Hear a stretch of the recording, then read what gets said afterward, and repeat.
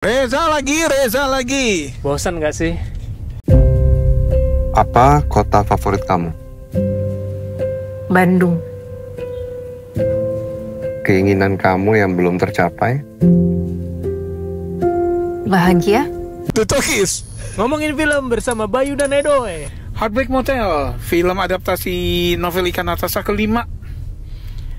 Setelah Critical 11, Antologi Rasa, Tuifo Tiare, The Architecture of Love yang paling sukses, dan sekarang Ya, yang kemarin ini sukses ya, lebih dari 1 juta penonton. 1 juta penonton untuk pertama kalinya. Oke, Heartbreak Motel ini ada juara acting di Indonesia nih, Reza dan Laura Basuki. Disutradarai oleh Angga Dwi Mas Sasongko. Angga Dwi Mas Sasongko yang kita tahu Visinema kalau proyeknya ambisius itu pasti nggak sayang-sayang. Duitnya ada kayak, aja gitu. Spare no budget gitu loh. Jadi nggak disayang-sayang lah, dan itu berapapun yang mereka keluarkan budget untuk film ini tuh kelihatan semua di layar, Bay. Oke, ceritanya gimana sih? Ceritanya tentang Ava, ya, aktris nggak cuma populer tapi pemenang Piala Citra di film ini, karena ada adegannya dia menang Piala Citra kan. Gitu. Kemudian dia bikin film Arok dan Dede sama Reza Malik, diperankan oleh Reza. Mereka cinlok, mereka jadi, netizen merestui, indah dari luar. Tapi sebetulnya bermasalah ya. Masalah banget. Jadi si Ava ini artis yang sukses, tapi pasangannya si Reza Malik, yang Reza Radian, itu udah lebih berkecimpung di dunia entertainment. Merasa Jadi, lebih senior ya? Dia merasa lebih senior, merasa bisa mengayomi. Tapi ya seperti lo bilang, dia menang Piala Citra si Ava lebih dulu daripada si Reza. Apalagi pada saat speech nggak dibilang thank you secara khusus. Iya, dan bahkan dia masuk nominasi pun enggak. Jadi egonya tuh benar-benar rapuh si Reza nih. Kita harus tanya Mas Garin kenapa nggak masuk nominasi. Garin support dia. Juri-juri lainnya yang enggak kan gitu. Jadi Garin Nugroho adalah juri di FFI. Ya, jadi gitu. Dan ketika egonya yang rapuh ini tersentuh, dia resort to violence.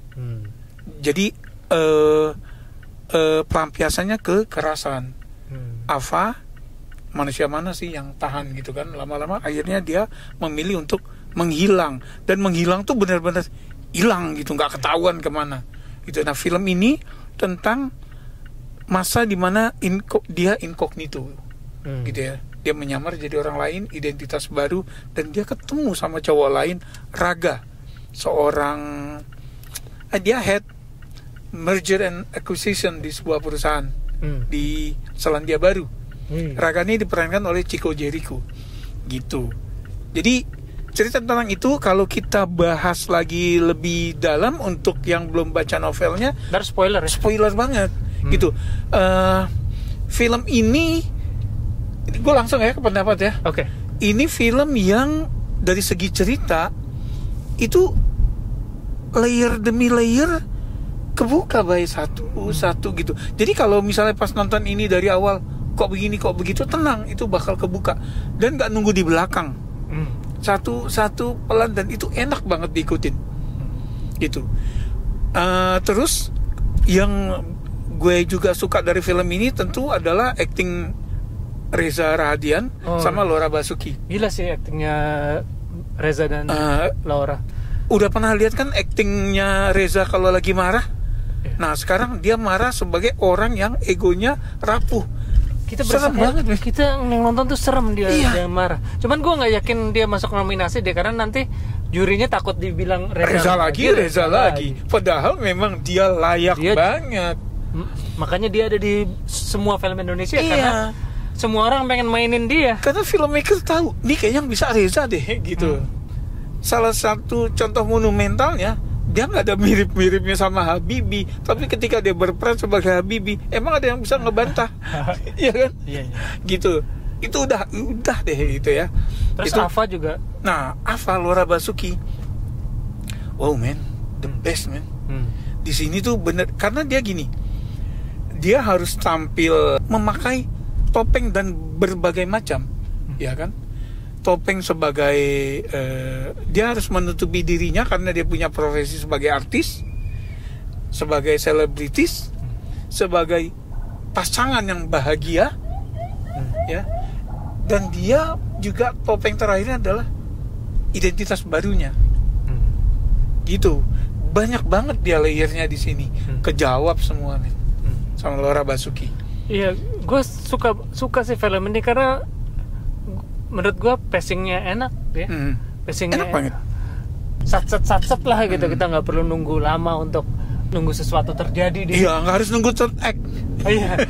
Terus apa ya, musiknya juga cukup. Abel Huray juara. Abel Huray itu belum pernah mengecewakan sih kalau menurut gue ya.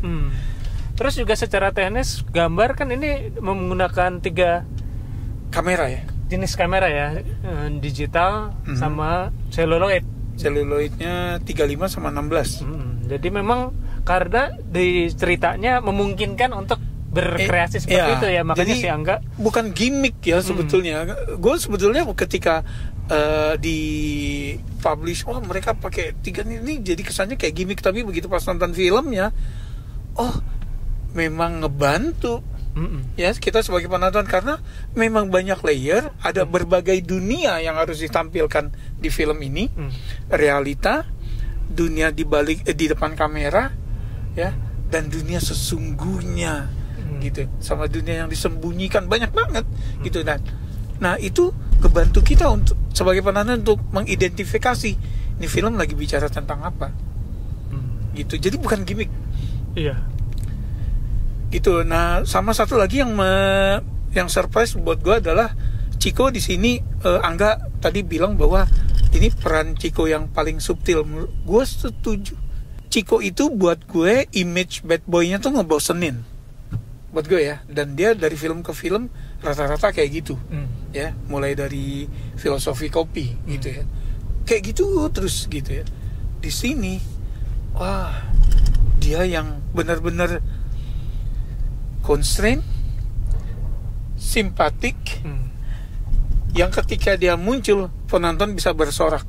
Dia pemunculannya di antara 3 pemeran ini, dia pemunculan paling sedikit, tapi tiap kali dia muncul penonton senang karena penonton root for him, gitu. Oke. Termasuk gue.